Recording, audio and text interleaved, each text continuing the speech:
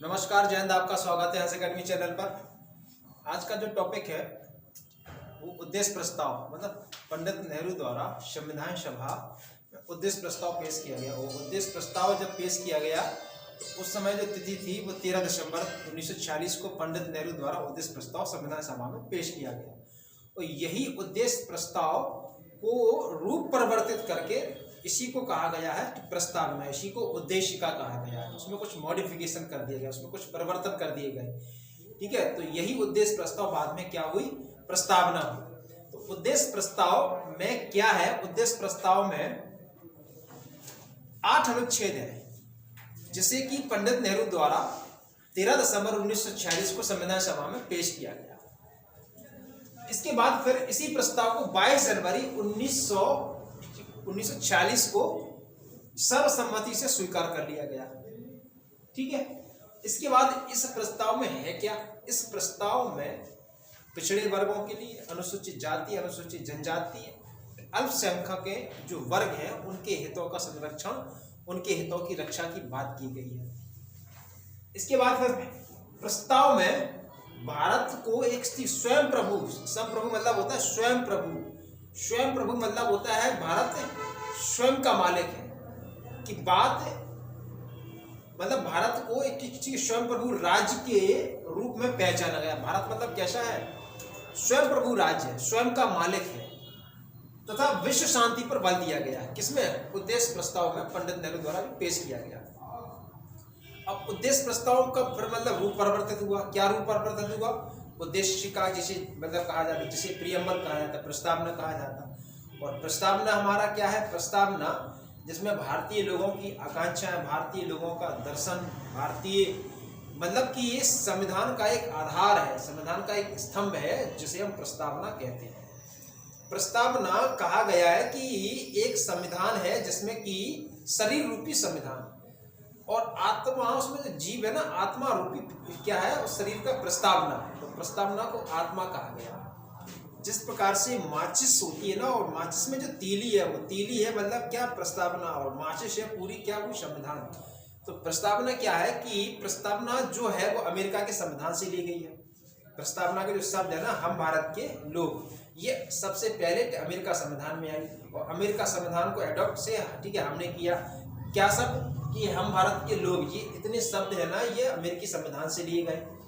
तो प्रस्तावना क्या है कि हम भारत के लोग, भारत को एक संपूर्ण प्रभुत्व, मतलब कि भारत को एक संपूर्ण प्रभुत्व, मतलब पूरा भारत स्वयं का मालिक होगा, संपूर्ण प्रभुत्व संपन्न, समाजवादी, पंथनिरपेक्ष, लोकतंत्रात्मक गणराज्य बनाने के लिए तथा उसके समस्त नागरिकों के सामाजिक, आर्थिक, राजनीतिक न्याय, विचार, अभिव्यक्ति, विश्वास, धर्म की उपासना की स्वतंत्रता, प्रतिष्ठा और अवसर की समता, समता मतलब होता है समानता, और स्वतंत्रता मतलब होता है लिबर्टी, और न्याय मतलब होता है कि किसी के साथ भेदभाव नहीं होगा, समता प्राप्त करने के लिए तथा उन सब में गरिमा और राष्ट्र की एकता और अखंडता, अखंडता मतलब होता है जिसके टुकड़े ना हो, इसके टुकड़े ना हो। ठीक है, अखंडता सुनिश्चित करने वाली, बंधुता मतलब होता है भाईचारा, बंधुता मतलब होता है भाईचारा, जो कि हमने फ्रांस से लिया गया है।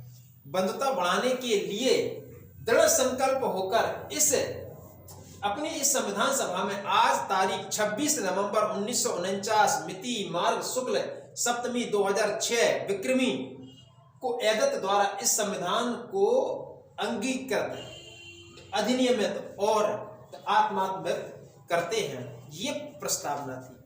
अब प्रस्तावना में क्या बताया गया कि भारत क्या है, संपूर्ण प्रभुत्व है। प्रभुत्व मतलब होता है संपूर्ण प्रभुत्व, मतलब स्वयं का मालिक है।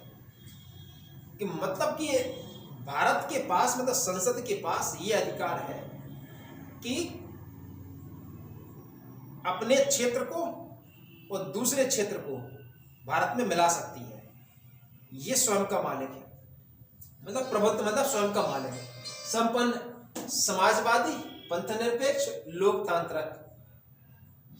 भारत मतलब प्रस्तावना क्या है, संविधान क्या है, स्वरूप क्या है इसका, कि भारत क्या एक समाजवादी देश है जो कि गांधीवादी विचारधारा, ठीक है, यही समाज, ये कार्ल मार्क्स की विचारधारा कह रही थी कि भारत का स्वरूप क्या समझिए, समाजवाद, सोशलिज्म। समाजवाद क्या होता है? समाजवाद होता है जहां पर उत्पादन के साधन राज्य के नागरिकों के लिए समान रूप से वितरित हो, वो समाजवाद है।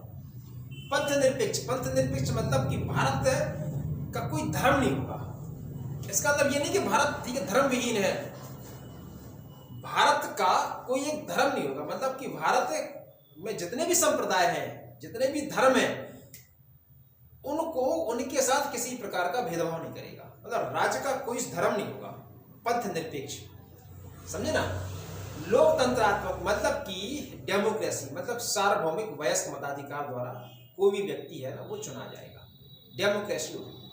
लोकतंत्र, गणराज मतलब क्या होता है कि जो शासक होगा वो जनता द्वारा चुना जाएगा, मतलब वंशानुगत नहीं होगा, सार्वभौमिक वयस्क मताधिकार द्वारा चुना जाएगा शासक। जैसे कि राष्ट्रपति है तो राष्ट्रपति का चुनाव भी संसद के सदस्यों द्वारा होता है, और संसद के सदस्य कहाँ से चुनते हैं? वो जनता द्वारा चुने जाते हैं।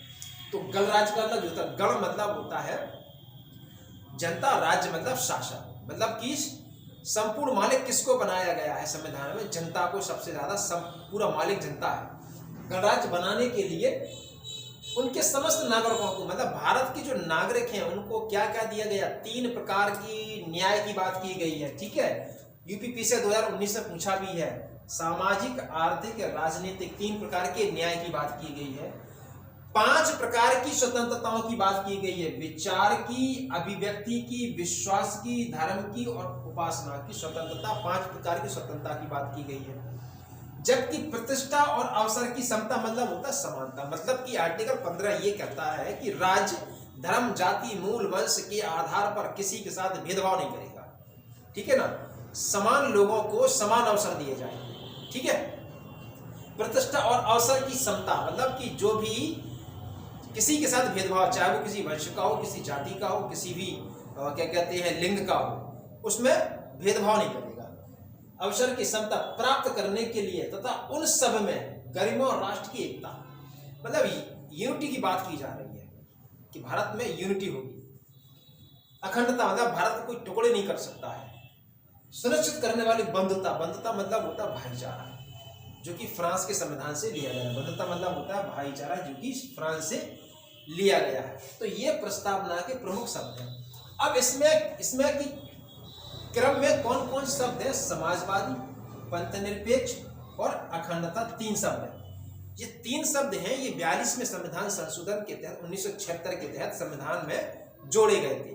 तो इसका मतलब क्या है कि भाई ये डिबेट, इसमें बहुत सारी डिबेट है, ठीक है ना। 7 इसमें ऐसे वाद हैं जिस पर बहुत ज्यादा चर्चा हुई, चाहे वो बेरूवाली का मामला 1960 का हो, चाहे वो सज्जन सिंह का मामला हो, चाहे वो गोलकनाथ का मामला हो, चाहे वो केशवानंद भारती का मामला हो, चाहे वो LIC का मामला हो, ठीक है। तो ये मतलब प्रस्तावना क्या है? प्रस्तावना क्या कहते हैं? ये अधिकार है कि नहीं है, कि वे अभिन्न अंग है या नहीं है, संविधान का भाग है या नहीं है, ठीक है। तो इस पर चर्चा होगी। अब इसके बाद फिर क्या होता है? प्रस्तावना का महत्व क्या है, उद्देश्य का महत्व क्या है भाई संविधान में? तो उद्देश्य का क्या है कि भाई प्रस्तावना मतलब प्रेमबल, एक आधारभूत दर्शन, ठीक है, राजनीतिक, धार्मिक, नैतिक मूल्यों का उल्लेख है। प्रस्तावना संविधान में क्या क्या बताया गया कि मतलब कि एक आधारभूत स्तंभ है, मतलब जिसे कहते हैं पिलर, प्रस्तावना वो है संविधान में। इसमें मतलब किसमें? प्रस्तावना में जनता की भावनाएं हैं, जनता की क्या है? आकांक्षाएं हैं। जनता की भावनाओं, आकांक्षाओं का सूक्ष्म छोटा सा रूप क्या है? प्रस्तावना है संविधान में। निर्माताओं ने, जो संविधान के निर्माता थे, संविधान के निर्माताओं ने प्रस्तावना को संविधान की क्या कहा गया? आत्मा के रूप में माना है। भाई प्रियम्बल क्या है? ये शरीर है। शरीर क्या है? संविधान है। और इस शरीर में जो आत्मा है, ये क्या है भाई? प्रस्तावना है। शरीर में जो आत्मा है वो हमारी क्या है? शरीर रूपी संविधान और आत्मा रूपी प्रस्तावना, ठीक है। ये संविधान निर्माताओं ने ऐसा माना है। अल्लादी कृष्णा स्वामी अय्यर, इन्होंने क्या कहा? इन्होंने कहा कि प्रस्तावना हमारे दीर्घ सपनों का विचार है, दीर्घ सपनों का किए मुंशी हैं एक, उन्होंने कहा भाई प्रस्तावना तो कुंजी है संविधान की, मैन की है, चाबी है। इसमें किसमें, प्रस्तावना में राज्य का स्वरूप क्या बताया है? ये राज्य का स्वरूप स्वयं प्रभु से, स्वयं का मालिक है राज्य, ठीक है। राज्य क्या होगा? राज्य का स्वरूप मतलब चरित्र, स्वभाव समाजवादी होगा राज्य। राज्य कैसा होगा? पंथ निरपेक्ष होगा, मतलब धर्म, राज्य का कोई धर्म नहीं होगा, सभी धर्मों को, सभी संप्रदायों को समान अधिकार होंगे। लोकतांत्रिक होगा, मतलब शासक कैसा बनेगा भाई? जनता द्वारा। गणराज्य मतलब जनता का शासन होगा। यहाँ पर शासक कैसा बनेगा?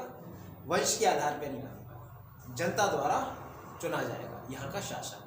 तो ये राज्य का स्वरूप, मतलब प्रस्तावना में राज्य के स्वरूप को ये बताया गया कि भाई राज्य का स्वरूप क्या है प्रस्तावना में, तो ये स्वरूप है।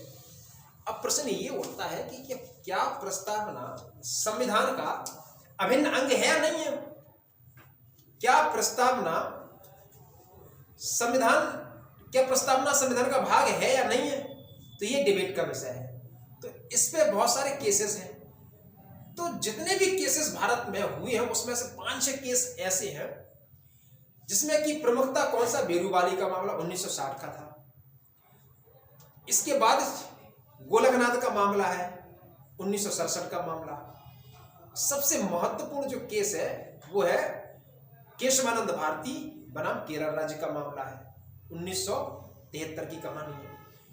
तो कुछ एक LIC का मामला 1995 का। तो इस पे ये जो डिबेट है कि संविधान अभिन्न अंग है या नहीं है, भाग है या नहीं है, हिस्सा है कि भाग है, ये अगले टॉपिक में हम चर्चा करेंगे संविधान के बारे में, प्रस्तावना के बारे में।